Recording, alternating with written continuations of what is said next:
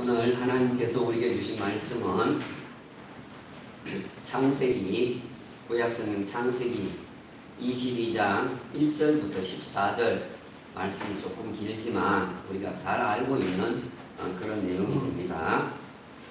함께 찾으셔서 읽도록 하겠습니다.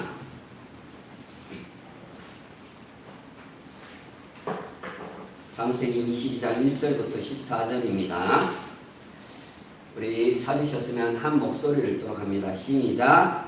그 일 후에 하나님이 아브라함을 시험하시려고 그를 부르시되 아브라함아 하시니 그가 이르되 내가 여기 있나이다. 여호와께서 이르시되 네 아들 내 사랑하는 독자 이삭을 데리고 모리아 땅으로 가서 내가 내게 일러준 한 산 거기서 그를 번제로 드리라. 아브라함이 아침에 일찍 일어나 나귀 한 장을 지우고 두 종과 그의 아들 이삭을 데리고 번제에 쓸 나무를 쪼개 가지고 떠나 하나님이 자기에게 일러주신 곳으로 가더니 제3일에 아브라함이 눈을 들어 그곳을 멀리 바라본지라. 이에 아브라함이 종들에게 이르되 너희는 나귀와 함께 여기서 기다리라. 내가 아이와 함께 저기 가서 예배하고 우리가 너희에게로 돌아오리라 하고 아브라함이 이에 번제 나무를 가져다가 그의 아들 이삭에게 지우고 자기는 불과 칼을 손에 들고 두 사람이 동행하더니 이삭이 그 아버지 아브라함에게 말하여 이르되 내 아버지여 하니 그가 이르되 내 아들아 내가 여기 있노라. 이삭이 이르되 불과 나무는 있거니와 번제할 어린 양은 어디 있나이까. 아브라함이 이르되 내 아들아 번제할 어린 양은 하나님이 자기를 위하여 친히 준비하시리라 하고 두 사람이 함께 나아가서 하나님이 그에게 일러주신 곳에 이른지라.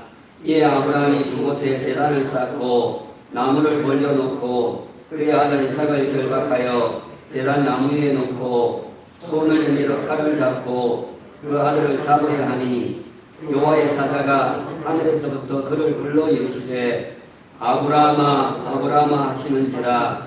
아브라함이 이르되 내가 여기 있나이다 하매 사자가 이르시되 그 아이에게 내 손을 대지 말라. 그에게 아무 일도 하지 말라. 내가 내 아들 내 독자까지도 내게 아끼지 아니하였으니 내가 이제야 내가 하나님을 경외하는 줄을 아노라. 아브라함이 눈을 들어 살펴본즉 한 숫양이 뒤에 있는데 뿔이 숯불에 걸려 있는지라. 아브라함이 가서 그 숫양을 가져다가 아들을 대신하여 번제로 드렸더라. 아브라함이 그 땅 이름을 여호와 이레가 하였으므로 오늘날까지 사람들이 이르기를 여호와의 산에서 준비되리라 하더라. 아멘. 엄청 본문이 좀 길었죠. 오늘 또 예배의 자리에 나오신 한 분 한 분을 주님의 이름으로 사랑하고 축복하고 환영합니다. 빈 말로 영혼 없는 인사를 하는 게 아니고 진짜 주일마다 뵐 때마다 그렇습니다. 오늘 설교 제목을 이렇게 정했습니다. 아들과 함께 믿음의 최고봉에 오르다. 이렇게 제목을 정했습니다. 믿음의 정상에 서다. 이렇게 얘기를 해도 되겠습니다. 7월의 말씀 주제는 믿음입니다. 믿음을 주제로 한 달간 설교를 하게 될 것입니다. 코로나 상황이라서 코로나 때문에 원래는 어떨지 모르지만은 매년 이렇게 7월이 되면은 교회마다 여름 성경학교와 수련회를 이렇게 갔습니다. 다음 세대의 믿음의 성장의 계절로 삼기 위한 것입니다. 그래서 수련회를 많이 하는데요. 한국 교회가 이 다음 세대의 믿음에 대해서 참 고민이 많습니다. 그것은 우리 교회도 마찬가지입니다. 이 다음 세대의 믿음이 잘 이렇게 일어나지 않고 있기 때문에 그렇습니다. 자, 오늘 22장 본문에 들어와서 1절을 이렇게 보시면 그 일 후에 이렇게 시작이 되어집니다. 여기서 말하는 일, 우리말로 일로 이렇게 번역된 히브리어는 다바르라고 합니다. 이 다바르는 몇 가지 뜻이 있는데요. 첫 번째는 이 말씀이라고 하는 뜻을 가지고 있습니다. 다바르, 말씀이라고 하는 뜻을 가지고 있습니다. 그런데 오늘 본문에는 이게 복수로 이렇게 되어 있어서 하나님의 말씀들이 있고 난 후 이런 뜻이 됩니다. 하나님의 말씀이 있고 난 후에 이런 뜻이 됩니다. 또 하나는 이 일이라고 하는 이 말은 사건이라고 하는 뜻도 가지고 있습니다. 지금까지 아브라함에게는 수많은 인생의 사건들이 있어 왔습니다. 그때마다 아브라함은 하나님의 말씀을 믿음으로 놀라운 하나님의 은혜를 경험하기도 했지만 때로는 하나님을 불신함으로 인해서 불명예스러운 일들도 이렇게 많이 경험을 하게 되었다라는 것입니다. 그래서 오늘 1절에 그 일 후에라고 하는 말은 하나님의 말씀들이 있고 난 후에 여러 사건들이 있고 난 아브라함의 여러 가지 사건들이 있고 난 후에 이렇게 첫 번째로 정리를 해주시면 되겠습니다. 자, 그리고 여기 그 일 후에라고 하는 이 말을 좀 더 정확하게 이렇게 살펴보면은 아브라함의 아들 이삭이 번제용 나무를 지고 산에 오를 만큼 성장하였을 때라고 하는 거예요. 오늘 말씀의 이 핵심의 내용이 되기도 합니다. 이삭이 이제 성장을 해서 나무를 지고 산에 오를 만큼 된 그때라고 하는 것. 이때 아브라함은 아들 이삭이 보는 앞에서 믿음의 시험을 치르게 됩니다. 오늘 1절 한가운데 보시면 하나님이 아브라함을 시험하시려고 이렇게 되어 있는 것을 볼 수가 있습니다. 아브라함의 믿음이 있는지 없는지 만일 있다면 그 믿음이 어느 정도인지 이런 하나님의 테스트가 있게 되었다라는 것입니다. 자, 하나님이 아브라함에게 내신 시험 문제는 이것이었습니다. 2절을 보십니다. 내 아들, 내 사랑하는 독자 이삭을 데리고 모리아 땅으로 가서 내가 내게 일러준 한 산 거기서 그를 번제로 드리라. 이렇게 하나님이 시험 문제를 내신 것입니다. 자, 여기 보시면은 내 아들, 내 사랑하는 독자 이삭이라고 그렇게 말을 합니다. 여기에는 삼중적인 표현이 담겨 있습니다. 아들, 독자, 이삭 이런 표현이 있습니다. 자, 아브라함의 아들이 아브라함의 대를 이을 아들이라고 말을 합니다. 딸이 아니고 아들이라고 합니다. 그 다음에는 여러 자식들이 아니고 독자라고 말을 합니다. 그 다음에는 서자 이스마엘이 아니고 이삭이라고 지명을 해주고 있는 것을 볼 수가 있습니다. 자, 하나님은 지금 아브라함에게 정말 최대한으로 자식에 대한, 아들에 대한 강한 애착을 느끼도록 하고 있다라는 거예요. 하나님이 선물로 주셨는데 하나님이 주신 아들이라고 말하지 않고 내 것을 계속해서 강조를 하고 있는 것을 우리는 보게 됩니다. 자, 그렇게 해놓고 하나님은 이제 그 사랑하는 하나밖에 없는 아들을 내게 번제로 드리라 이렇게 말을 합니다. 여기 번제라고 하는 것은 짐승을 하나님께 불에 태워서 드리는데 전체를 다 드리는 제사를 번제라고 합니다. 그러니까 아들을 잡아서 다 태워서 하나님께 바치라는 겁니다. 여러분, 아브라함의 일생 일대에 최대의 위기가 아닐 수가 없습니다. 하나님께서 마치 시험에 떨어뜨리기 위해서 내는 그런 믿음의 시험 문제 같다라는, 어떻게 떨어뜨리려고 하지 않고서야 이런 문제를 낼 수가 있느냐는. 그런데 여러분, 하나님은 우리를 시험하시되 감당할 시험만 주십니다. 믿으시기를 바랍니다. 우리가 감당할 수 있기 때문에 어려운 문제를 내는 거예요. 자, 1절에서 말씀드렸듯이 하나님은 아브라함이 가장 사랑하는 아들조차도 하나님께 드리려는가를 보시는 거예요. 그것만 하나님은 확인을 하시면 되는 거예요. 진짜 아들을 바치는 것은 하나님도 원하시지 않는 거예요. 그렇게 하려고 하는가, 그것을 하나님은 보려고 한다라는 거예요. 자, 그동안 아브라함이 하나님께 보인 여러 좋지 못한 그런 태도들이 있었습니다. 아들이 없어서 걱정을 하자 하나님께서 두려워하지 말라 이렇게 말씀을 하시는데, 그때 아브라함은 집에서 길리운 자 엘리에셀에게나 상속자로 삼겠습니다. 그렇게 얘기를 합니다.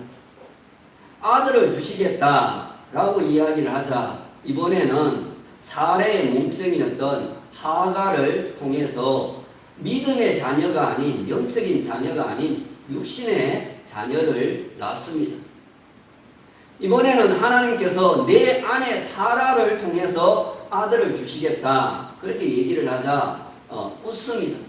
그 웃음은 비웃음이었습니다. 그러면서 서자 이스마엘이나 하나님 앞에서 살기를 원합니다. 그렇게 얘기를 했습니다. 전혀 믿음의 모습이 나타나지 않고 있는 것을 봅니다. 믿음이 전혀 없었습니다. 자, 그런데 오늘 본문 3절에 와서는 그 귀한 아들을 바치라 이렇게 얘기를 하는데 어떤 대꾸나 변명이나 거절이 없다라는, 전혀 어떤 토를 달거나 원망하는 모습도 없다라는, 그대로 행동에 옮깁니다. 순종을 합니다. 그것도 아침에 일찍이 일어나서 그렇게 행동에 옮기는 것을 보게 됩니다. 번제에 드릴 수 있는 모든 것들을 완벽하게 준비를 해서 아침 일찍 그런 하나님이 지시하신 곳으로 길을 떠나는 것을 보게 됩니다. 어떻게 보면은 이삭이 너무너무 말을 안 들어서 아버지 아브라함이 평소에도 번제로 드리고 싶은 마음이 있었던 것은 아닌가 하는 그런 생각도 들 정도입니다. 그런데 여러분, 그게 아니라는, 아브라함이 전혀 불가능할 것만 같은 그런 상황 속에서 하나님을 통해서 아들을 얻고 난 후에 그의 믿음에 놀라운 변화가 생겼다라는, 어느덧 그런 상황을 통해서 아브라함의 믿음이 많이 성장해 있었다라는 것을 말해주고 있는 것입니다. 자, 이제 4절을 보십니다. 제3일에 아브라함이 눈을 들어 그곳을 멀리 바라본지라. 여러분, 이 제3일, 3일 동안이라고 하는 이 날짜는 아브라함에게 수많은 변수들이 일어날 수 있는 그런 충분한 그런 시간이 됩니다. 가다가 돌아서서 집으로 돌아갈 수도 있는 시간이 되는 거고, 아들 이삭만이라도 집으로 돌려보낼 수 있는 그런 시간이 되는 거고, 또 하나님이 어떤 다른 지시가 생길 수도 있는 그런 시간이, 충분한 시간이 됩니다. 그런데 오늘 보시면은 아브라함도 하나님도 요동함이 없다라는, 전혀 흔들림이 없어요. 작정한, 지시한 그 길을 묵묵히 가고 있는 것을 볼 수가 있습니다. 자, 이 제3일에 아브라함이 눈을 들어 그곳을 이렇게 바라봅니다. 그런데 유대 전승에 의하면은 이때 하나님은 햇빛에 영롱이 반사되는 큰 구름 덩어리를 바로 이 모리아 산 위에 머물게 하심으로 아브라함이 제사 드릴 수 있는, 번제 드릴 수 있는 그런 장소를 쉽게 발견할 수 있도록 하셨다는 그런 기록이 있습니다.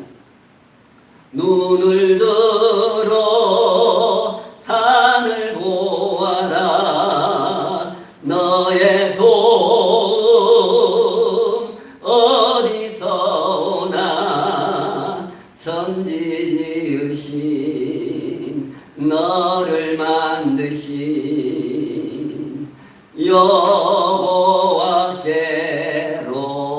여호와께로다. 여러분, 하나님께서는 당신이 친히 지정하신 곳으로 아브라함을 인도해 주셨다라는 것입니다. 그 불과 구름 기둥으로 인도하시니 나가는 길이 형통하겠네. 여러분, 우리의 평생에 그 가는 길에도 하나님의 이 형통한 인도하심이 있기를 주님의 이름으로 축원합니다. 자, 5절에 보시면은 이제 모리아 산 밑에서 아브라함은 두 종에게 너희는 나귀와 함께 여기서 기다리라. 내가 아이와 함께 저기 가서 예배하고 우리가 너에게 돌아오리라. 이렇게 말을 전하는 것을 볼 수가 있습니다. 자, 여기 두 종에게 부탁을 할 때 너희는 여기서 기다리라 이렇게 얘기를 했는데요. 이것은 이 두 종이 예배에 방해가 될 수 있을지도 모른다고 여겼기 때문에 그런 것입니다. 자, 이제 산 정상 위에서 아브라함은 아들 이삭을 잡아서 그 이삭을 번제로 드려야 합니다. 그때 틀림없이 이 두 종이 말리거나 막아설 것입니다. 왜 그렇게 했습니까? 그들에게는 믿음이 없기 때문에 그렇다는 겁니다. 노망난 사람이 아니고는 그런 일을 행할 수 없기 때문에 막아서거나 말리게 될 거라는 겁니다. 자, 그리고 아브라함은 내가 너희에게 돌아오리라 이렇게 말하지 않고 우리가 너에게 돌아오리라 이렇게 말을 합니다. 이삭을 번제로 드리면 어떻게 됩니까? 혼자 돌아와야 돼. 내가 돌아오리라 그래야 되지 않겠어요? 그런데 우리가 돌아오리라 그렇게 얘기를 했습니다. 하나님은 사라의 죽은 태를 열어서 아브라함에게 이삭을 주셨습니다. 따라서 이제 설사 그 이삭이 죽게 된다 할지라도 하나님은 분명히 그 죽은 이삭을 다시 살려낼 것이다 라고 하는 그 믿음이 있었다라는 히브리서 11장 19절에도 보면은 죽은 자와 같은 그를 다시 도로 이렇게 받았다 그렇게 말씀을 하고 있습니다. 이삭은 죽은 거나 마찬가지였어요. 하나님이 그를 다시 살려냈다 그렇게 믿는 것입니다. 여러분, 예배는 결코 죽음의 자리가 아닙니다. 살리는 자리입니다. 예배를 통해 살리시는 이 하나님의 놀라운 은혜를 경험하는 우리 모든 큰빛교회 성도들 되기를 주님의 이름으로 축원합니다. 자, 이제 6절에 와서 보시면은 아브라함은 종들이 지고왔던 그 번제에 사용될 나무를 아들 이삭에게 모두 지우게 됩니다. 여기 이삭은 이제 그 번제에 사용될 굵은 그 장작을 짊어지고 산에 오를 만큼 성장을 해 있었다라는 거예요. 대부분 이 이삭이 이때 나이가 17세에서 20세에 가까이 되었을 것으로 그렇게 추정을 합니다. 그는 육체적으로만 성장을 한 것이 아니었습니다. 인격적으로 지혜도 그리고 믿음도 상당히 성장해 있었습니다. 그런데 지금 이 사건을 통해서 하나님은 이삭의 믿음을 좀 더 업그레이드, 성장시키려고 하고 있다라는 겁니다. 자, 이제 네 사람이 동행하다가 두 사람이 동행을 하게 됩니다. 아버지와 아들이 이제 동행을 하게 됩니다. 만일 이때 등산을 하기 위해서 아버지와 아들이 함께 산을 오르는 것이었다면 얼마나 좋았을까요? 만일 그랬더라면 이 두 사람의 대화도 참 재미가 있었을 것이다. 그렇게 여겨집니다. 아빠는 왜 엄마랑 결혼하셨어요? 예뻐서 결혼했지. 아빠도 예쁜 여자 좋아하세요? 그럼 남자들은 거의 다 그럴걸? 이렇게 얘기를 하겠죠. 엄마는 믿음도 좋잖아. 뭐 이렇게 얘기를 했을 거예요. 그런데 아빠, 나에게는 배다른 형이 있었다면서요. 그런데 왜 내쫓았어요? 너를 너무너무 괴롭혀서 하나님의 허락을 받아서 내쫓았지.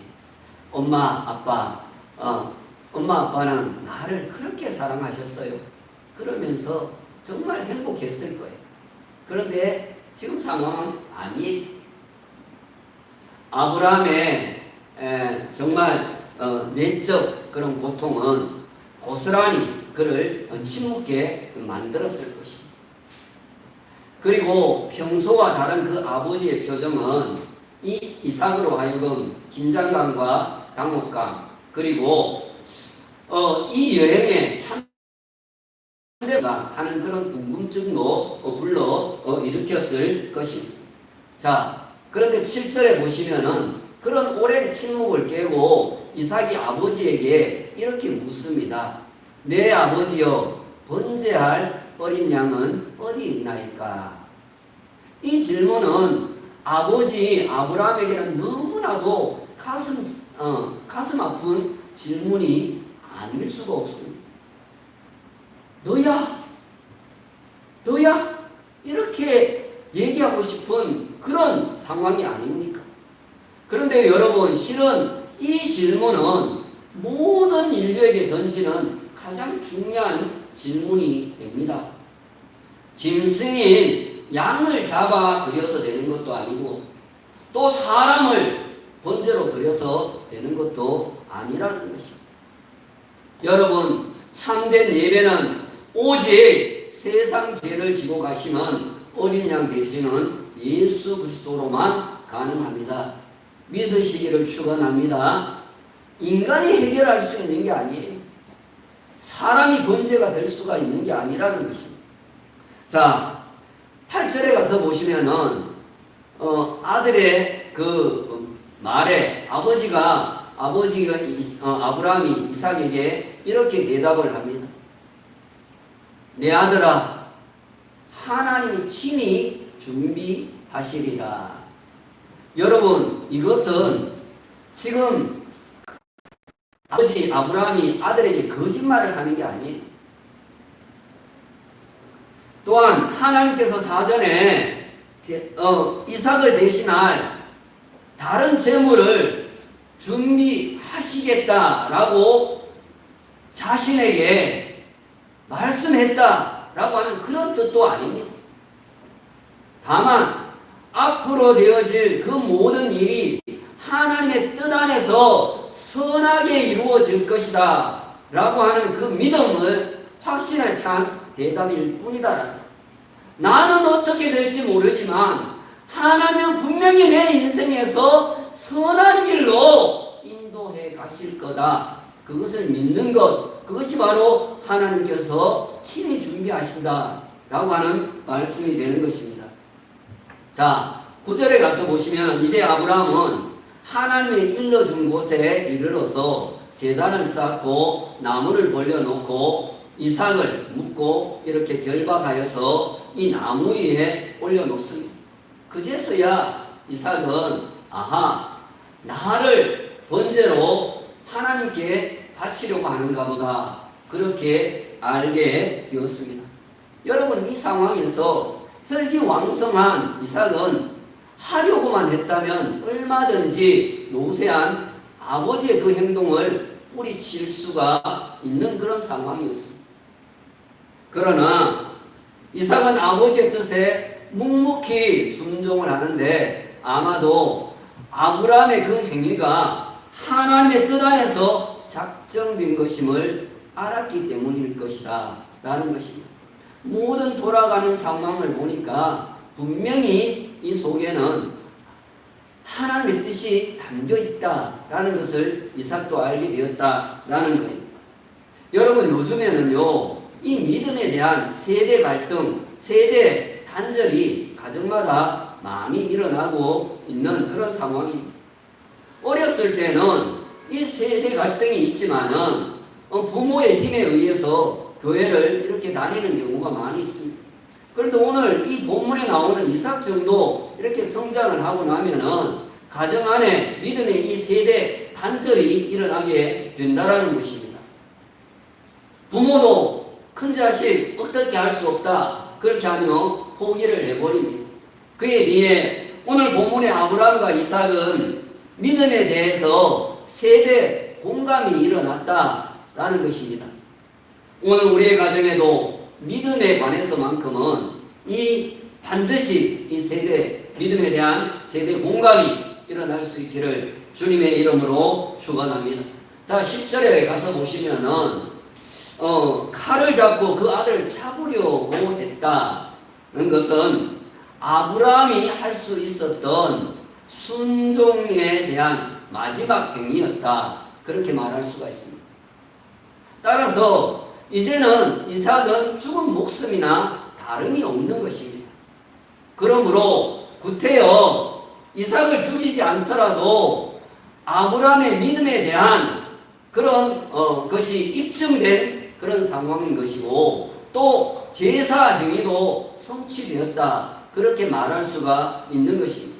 앞에서 얘기했듯이 하나님이 아브라함을 시험하시려고 어떻게 하는가 보시려고 했던 그 모든 것들이 이루어진 그런 상황이 되었다라는 거예요.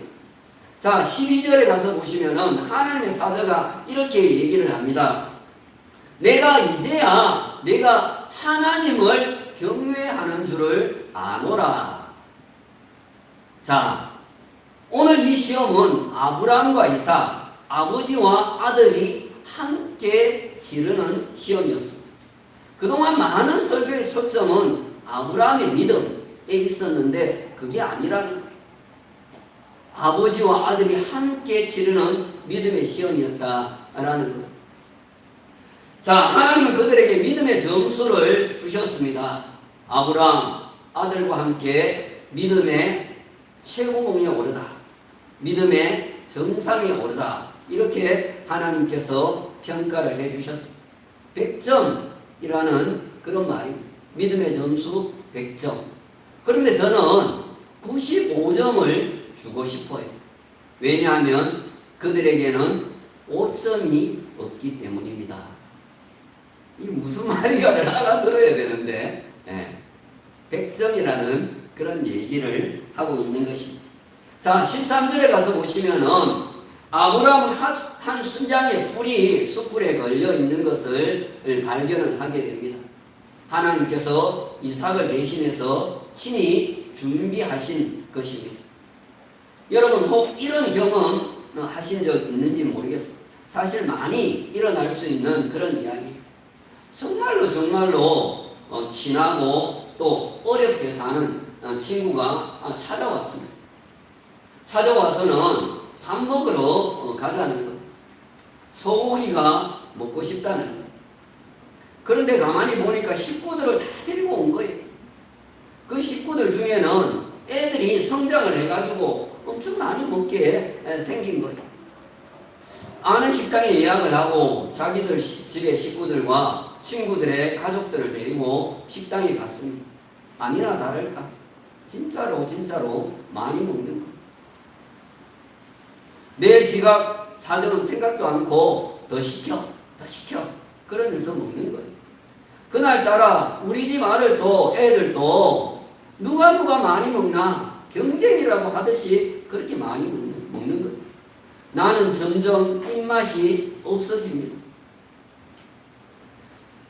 그리고는 식사를 다 끝내고는 친구가 한다는 소리가 잘 먹었다 이렇게 인사까지 하는 거예요.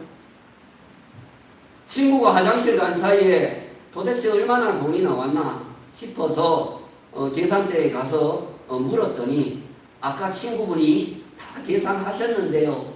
그렇게 얘기를 하는 거예요. 진작 얘기를 하지.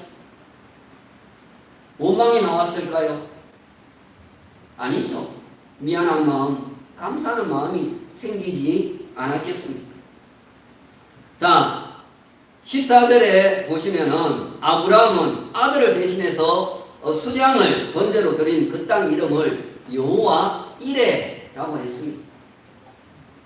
하나님이 친히 준비하셨기 때문에 여호와 이레라는 이름을 붙인 것입니다. 오늘 이 여호와 이레라는 말 속에는 한없는 고마움과 감사가 담겨 있습니다. 우선 아브라함의 이삭에 대한 고마움이 들어있다라는 것입니다. 이삭은 키만 성장을 한 것이 아니고 지혜롭고 또 인격적으로도 성장이 있었고 믿음도 성장이 있었습니다. 그 모든 것에 대한 고마움이 들어있는 것입니다. 아브라함도 어느덧 이제 120살의 나이가 되었습니다. 인생의 내리막길 하얀 곡선을 걷고 있는 것입니다. 아들 이삭에게 믿음을 전수해주고자 하는 간절한 그런 절실함이 아마 있었을 것입니다.